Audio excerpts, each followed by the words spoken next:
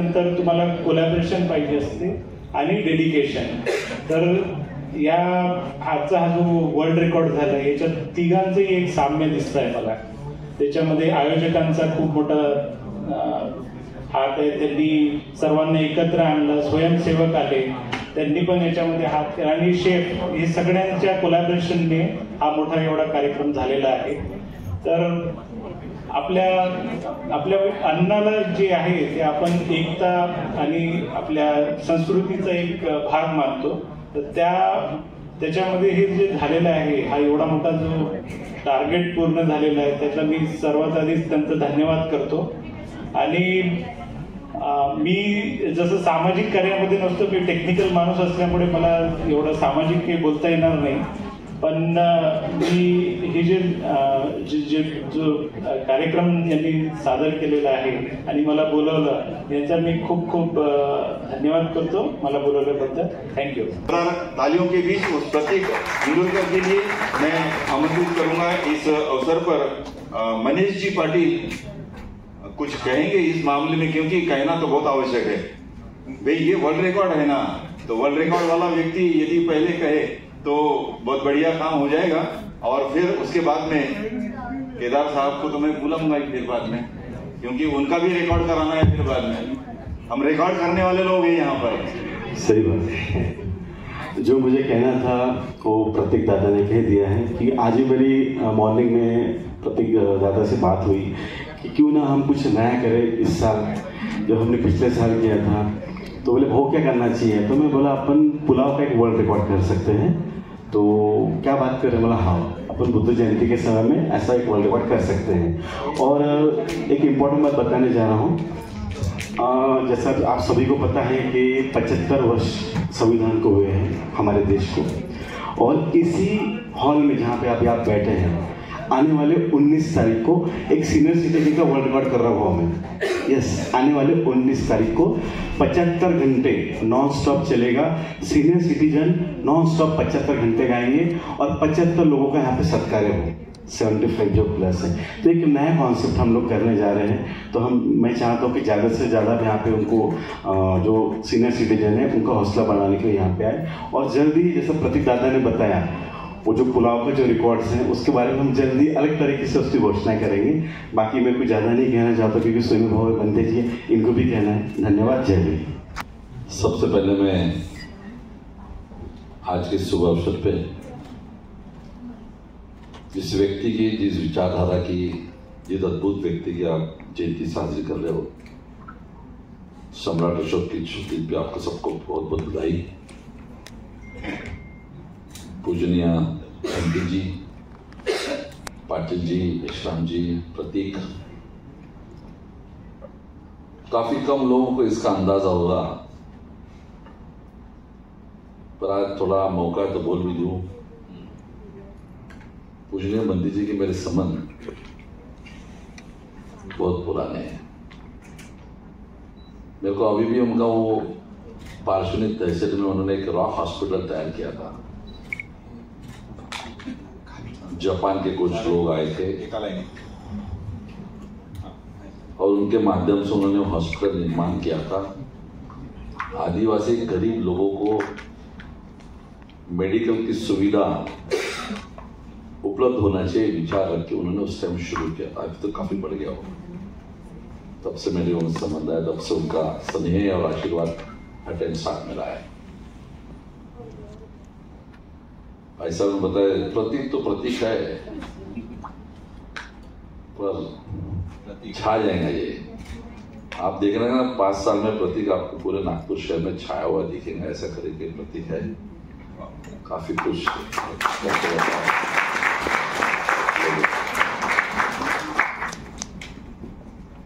World record के तहत जो भी आपकी सोच है जरूर रखो. इसमें एक ही चीज है कि आप लोगों को इकट्ठा रखते हो. जो थीम है उसकी,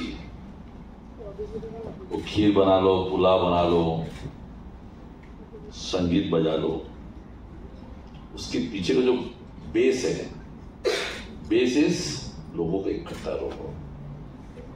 और जो लोग इकट्ठा होते हैं, एक अच्छा विचार आता है, एक अच्छा आचरण में बदलाव होता है और एक कुछ करने की तुम्हें ताकत मिलती है।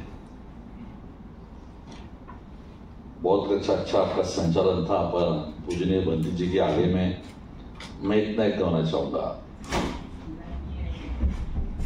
और सारे मेरे आगे लोग भी बैठे इनको ही बोलूंगा, 75 साल के बाद आप संविधान के प्रति जो आप उपक्रम कर रहे हैं उसको बहुत बहुत बधाई मेरी तरफ से। पर आज हम भारतवासी लोग एक अलग विचारधारा के मोड़ पे खड़े हैं। ये मोड़ पे यदि हम ठीक अपने आप को संभालेंगे नहीं तो बिखराव कब होगा इसका पता ही नहीं लगेगा, और बिखराव जब हो जाएगा तो फिर से कौन संविधान लिखने वाला आएगा मेरे को मालूम नहीं। हाँ, अभाव दिख रहा है उसका। दुर्भाग्य से जरा सोचो तो हम ये समझने 100 किलोमीटर के बाद अलग आचरण, अलग कभी पार्टी जी, मेरे को ऐसा लगता है उसके बावजूद ये देश जब आजाद हुआ अद्भुत, तब इस देश के सारे लोगों को इकट्ठा करने के लिए और इतनी बड़ी ताजा विचारों की दुनिया में हमारी पहचान हो गई।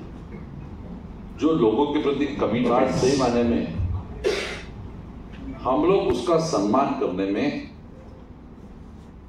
पूरी तरह से अपना आउटपुट दे रही है। उस संविधान के भरोसे में जिन्होंने शिक्षा पाई, उस संविधान के भरोसे में शिक्षा के तहत इस देश के उन व्यक्तियों ने शिक्षा लेने के बाद अलग अलग अहदे पाए, वो सही मायने में संविधान के तहत इस देश की देशभक्ति का काम कर रहे क्या, ये बहुत बड़ा चिंतन का विषय ध्यान में रखना है। हमारा ठीक है जनरेशन निकल जाएंगे,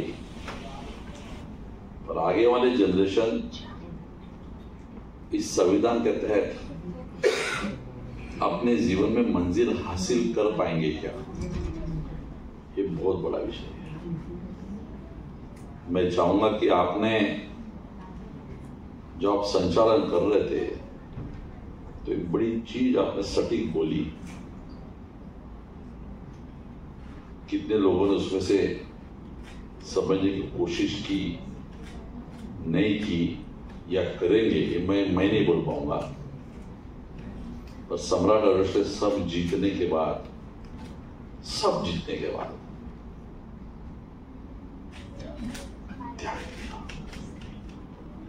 सोचो तो जरा वो क्या मानसिकता होना चाहिए, और किसके लिए त्यागा, किसके लिए, खुद के लिए नहीं,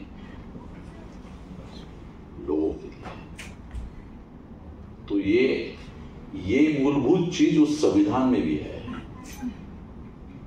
संविधान निर्माता ने भी संविधान बनाते हुए इतना सा भी छाव, इतनी सी संविधान की छाव, सेल्फिशनेस जिसको बोलते हैं ना, सेल्फिशनेस, उसका अभाव नहीं आने दिया, सब देने की बात है। और ये चीज हम इस देश में समझ पाते हैं। कभी कभी दुख होता है, बहुत मन में पीड़ा होती है। मैं कई बार पाटिल जी अपने भाषण में बोल चुका हूं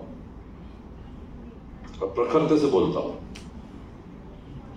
कि ये विचारधारा, संविधान की विचारधारा संभालने का काम विशिष्ट लोगों का है क्या, कि हम लोगों ने संविधान के फायदे दिए नहीं, कि हम संविधान के तहत हम खड़े हुए कि नहीं हुए, हम किसान लोग खड़े हुए कि नहीं हुए,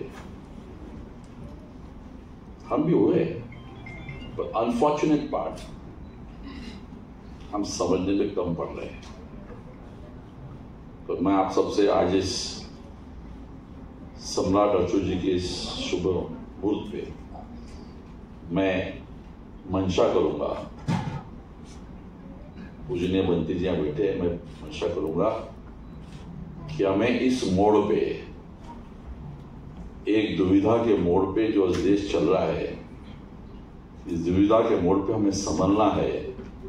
हम यदि आज नहीं संभलेंगे तो हमारा नया जनरेशन हमें कभी माफ नहीं करेगा। बिखराव हो जाएगा तो कोई संभालने आएगा, बोल नहीं सकता मैं। इसके तहत भी प्रतीक एक मूवमेंट चलाना जरूरी है।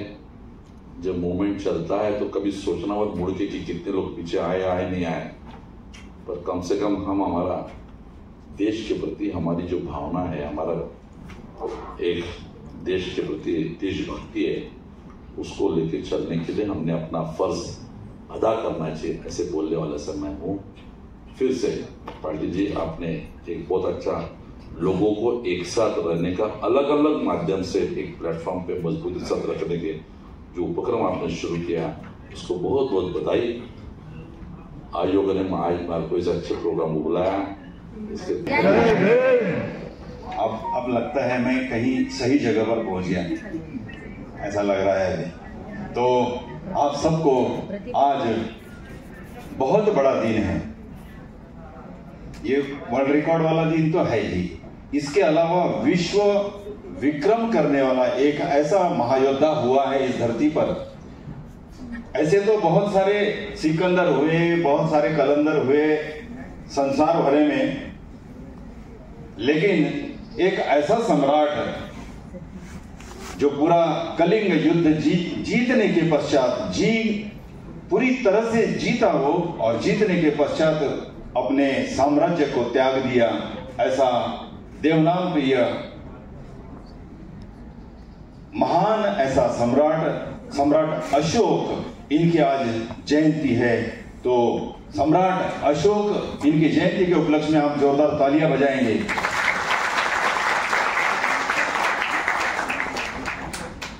ऐसे ही 2586 बुद्ध जयंती पर बेजनबाग की भूमि पर, नागपुर की भूमि पर, नागपुर की नागनगरी में नागों ने भी एक इतिहास बनाया। भगवान बुद्ध के जमाने में सिद्धार्थ गौतम जब बुद्धत्व को प्राप्त हुए तो सुजाता ने खीर खिलाई थी, याद है ना आपको? याद है? अच्छा, जिनको याद नहीं हो बता हाथ थोड़ा ऊपर कर लो। सबको याद है, बहुत अच्छी बात है। ये होना भी चाहिए, क्योंकि जो कौम अपना इतिहास नहीं जानती वो इतिहास नहीं बना सकती। ये बाबा साहब हमारे सबसे महान गुरु है, उन्होंने बताया है, जिनकी वजह से आज हम मैं सूट बूट डाल करके बड़े इतराते हुए आपसे बात कर रहा हूं ना, ये सब बाबा साहब की देन है। हमारी कोई औकात नहीं, समझ लो। हम सब की कोई भी औकात नहीं, ये सब बाबा साहब के परिश्रम की देन है। तो उस महामानव का अभिवादन करते हुए मैं इस प्रोग्राम को शुरू करने जा रहा हूं। और प्रोग्राम की शुरुआत में ही मैं यहाँ पर अपने जो मेहमान हैं उनको यहाँ पर मंच पर आसीन होने के लिए आमंत्रित करता हूं। हमारे मित्र वर्ल्ड रिकॉर्ड के जो भी महाराष्ट्र में हैं तो बहुत सारे हैं, लेकिन हमारे नागपुर में ही भी एक जूरी है और वर्ल्ड रिकॉर्ड इंडिया के जूरी मेरे मित्र मनीष जी पाटिल, इनको मैं निमंत्रित करता हूं, स्टेज पर आएंगे। जोरदार तालियां हो जाए भाई। ये जोरदार तालियां इसलिए कि वर्ल्ड रिकॉर्ड इंडिया ने इन्हें जूरी के रूप में वो औपचारिक घोषणा नहीं कर रहे हैं, लेकिन मैं घोषणा कर देता हूं कि उनको इस तरह से उस टीम की तरफ से मनोनीत किया हुआ है। वैसे ही यहाँ पर मैं आमंत्रित करूंगा अतुल जी मेश्राम, जो सोलर इंडस्ट्री में वाइस प्रेसिडेंट है, उन्हें भी आमंत्रित करूंगा कि वह मंच पर अपना स्थान ग्रहण करेंगे। मनोज भाव कहाँ है?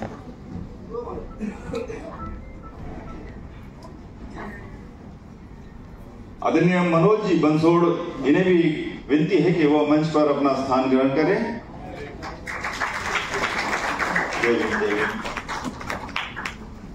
अध्यक्ष चक्रवर्ती सम्राट अशोक फाउंडेशन के प्रतीक इंदुरकर, इन्हें भी मैं स्टेज पर यहाँ पर आमंत्रित करता हूँ कि वे यहाँ पर आए और हम कार्यक्रम की शुरुआत करने जा रहे हैं।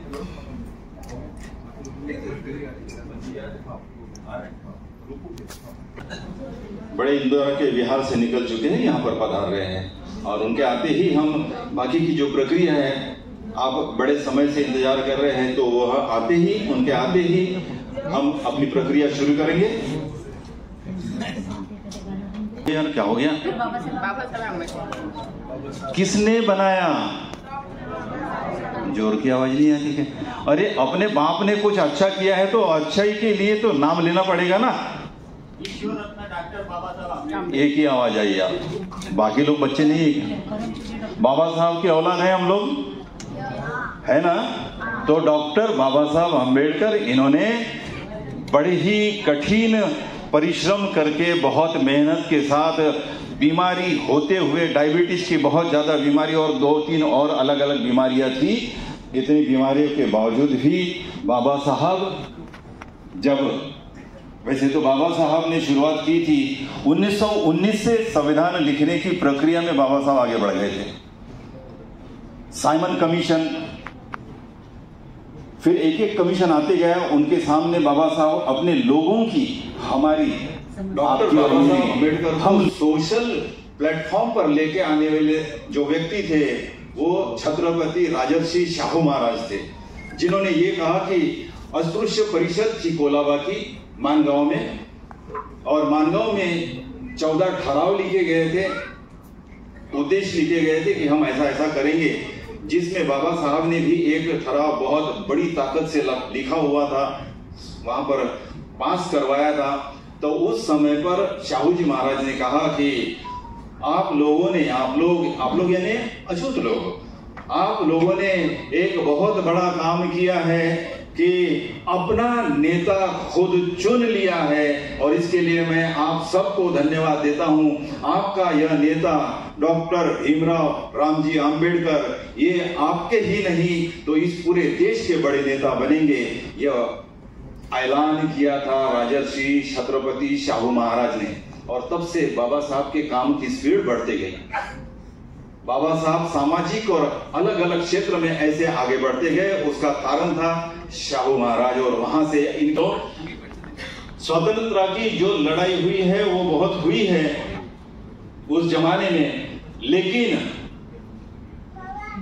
अंग्रेजों के टेबल पर जाकर, वहां उनके गोलमेज परिषद में जाकर उनके सामने उनको ललकारने वाला पहला व्यक्ति था डॉक्टर भीमराव रामजी आम्बेडकर, जिसने कहा था कि हमारे देश के यदि तुम व्यवस्था बराबर नहीं कर सकते हो तो हमारे देश से तुम निकल जाओ बोलने वाला बाबा साहब आम्बेडकर पहला व्यक्ति है। उसके बाद बाकी चलते रहा। हमको इतिहास नहीं बताया जाता यार, नहीं बताया जाता।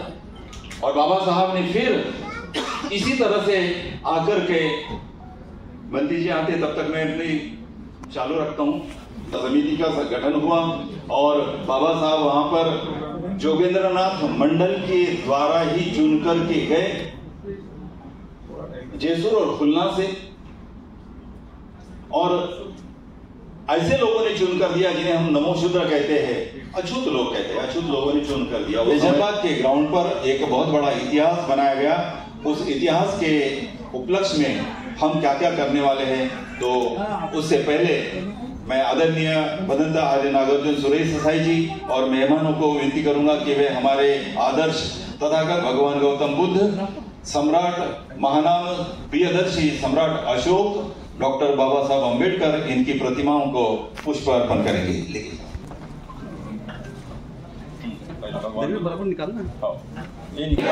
तथागत भगवान गौतम बुद्ध की, देवनाम प्रिय प्रियदर्शी चक्रवर्ती सम्राट अशोक की, सम्राट अशोक की।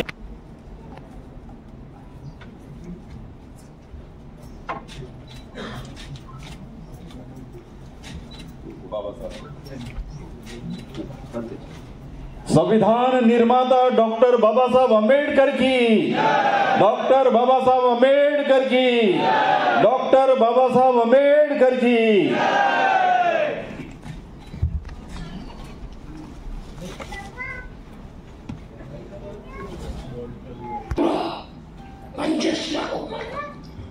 नमो तस्सा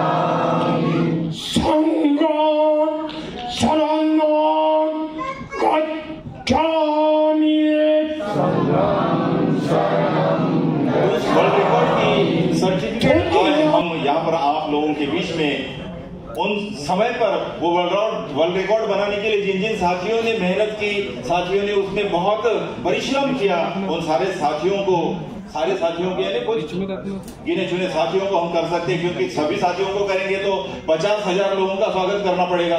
50,000 लोग वहां पर अपना सहकार्य दे रहे थे, 50,000 लोगों ने खीर खाई थी, मैं भी था उसमें। तो ऐसे सभी लोगों का स्वागत करना पड़ेगा, इसलिए लिमिटेड लोगों को लेकर के हम काम कर रहे हैं। तो मैं यहाँ पर इस अवसर पर इस संस्थापक अध्यक्ष चक्रवर्ती सम्राट अशोक फाउंडेशन के प्रतीक इंदुरकर, जिनके नेतृत्व में मैं बिहारों में भी बहुत सारे प्रवचन वगैरह चलते हैं, तो लोग बोलते हैं नई पीढ़ी दिखती नहीं है। मैं बोला नई पीढ़ी दिखेगी जब उनके हितों के काम होते रहेंगे। नई पीढ़ी दिखना शुरू हो गया। ये मनोज भाऊ इधर है, वो उधर मनीष जी है। और जय भीम। आप सभी मेरे को जानते हैं, जब हम लोग ने 14 अप्रैल का 2 साल से प्रोग्राम करते थे, तो सबका ये बोलना था कि बुद्ध जयंती में भी हमें कुछ करना चाहिए। तो हमने बहुत दिनों तक सोचा समझा, पूरी टीम बैठी, और फिर हमने ये सोचा कि हमें एक वर्ल्ड रिकॉर्ड करना है। और वो वर्ल्ड रिकॉर्ड करने के लिए हम मनीष जी को मिले। मनीष पाटिल जी ने हमें मार्गदर्शन किया कि हम क्या कर सकते हैं।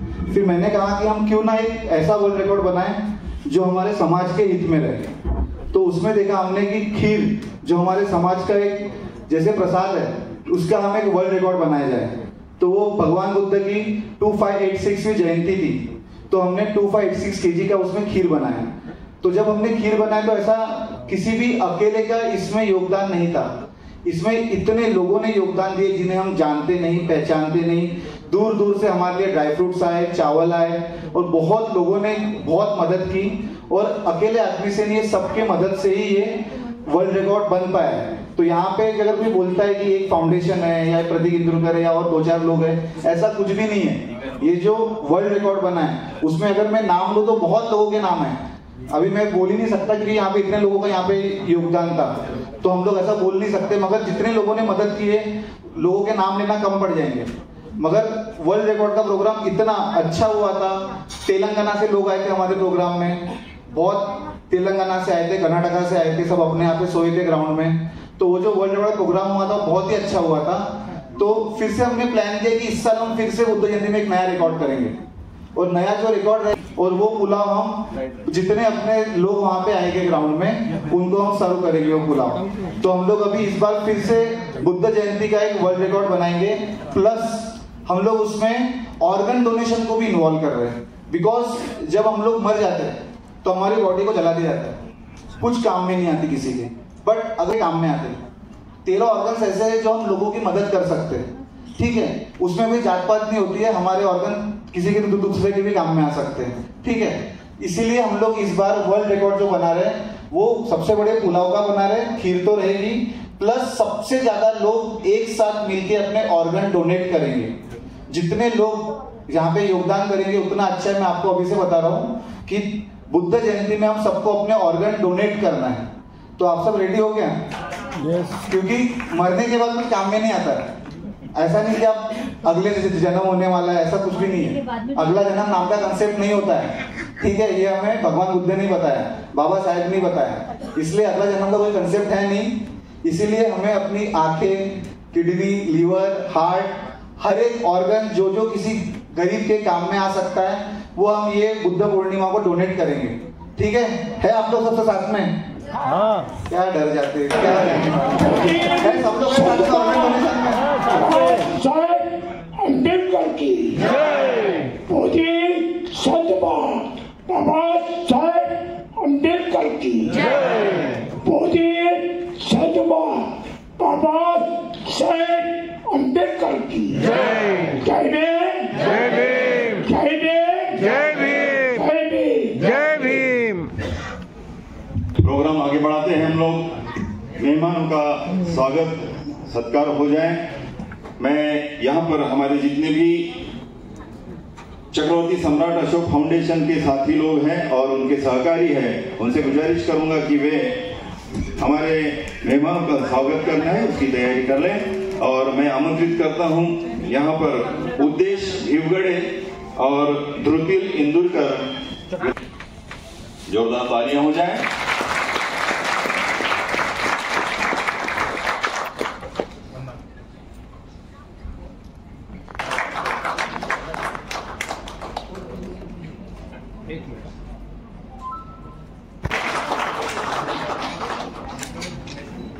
थोड़ा क्लोज हो जाओ।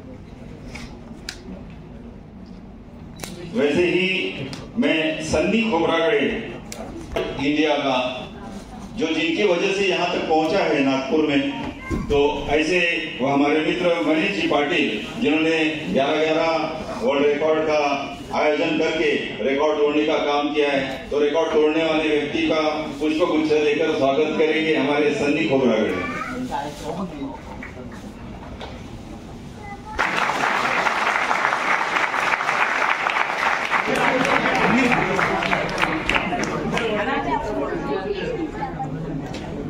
हम लोग पिछले 9 साल से भीम वादड़ के साथ मिलके भीम वादड़ के लिए इनकी टीम का बहुत ज्यादा योगदान था।